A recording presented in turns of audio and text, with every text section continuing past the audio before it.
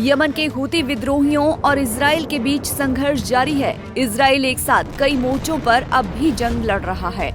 Hezbollah के साथ ceasefire हो गया है, लेकिन यमन समेत कई जगह पर हमले अब भी जारी हैं।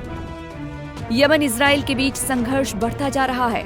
जानकारी के मुताबिक हूती विद्रोहियों की मिसाइल से इजराइल पर हमला किया गया। इन हमलों का बदला लेने के लिए इजरायली एयरफोर्स के फाइटर्स ने रात को उड़ान भरी और यमन की राजधानी सना में जबरदस्त बमबारी की। अब ऐसे में एक सवाल उभरता है कि आखिर ये जंग कब रुकेगी। आइए आपको इस वीडियो में इजराइल यमन के बीच जारी संघर्ष के बारे में बताते हैं। दरअसल हमास के समर्थन के कारण अब हूतियों को मुसीबतों का सामना करना पड़ रहा है। इजराइल ने कई ओर से घेरकर हूतियों के ठिकानों पर खूब हमले किए। एक दूसरे पर हमलावर हूती और इजराइल।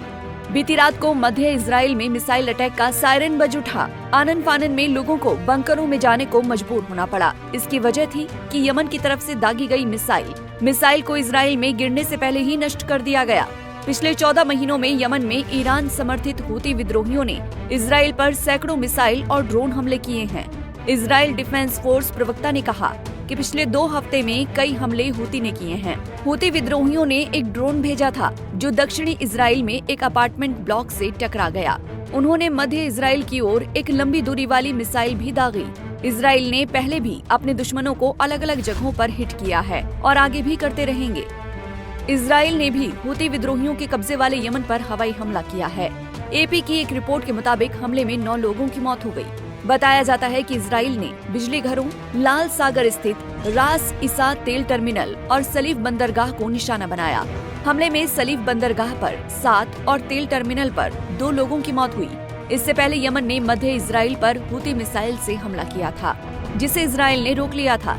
ऐसे में एक बड़ा सवाल उभरता है कि आखिर सीरिया की तरह यमन पर भी कब्जा होने वाला है। जंग से परेशान इजरायली नागरिक।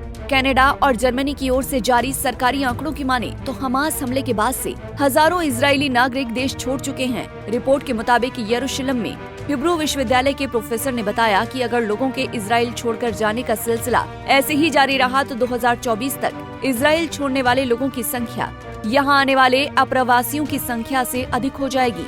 सरकारी आंकड़ों और हाल के महीनों में कनाडा, स्पेन और ऑस्ट्रेलिया में प्रवास करने वाले परिवारों के अनुसार 7 अक्टूबर के हमले के बाद से हजारों इजरायलियों ने वित्तीय नुकसान उठाते हुए दूसरे देश में जाने का विकल्प चुना।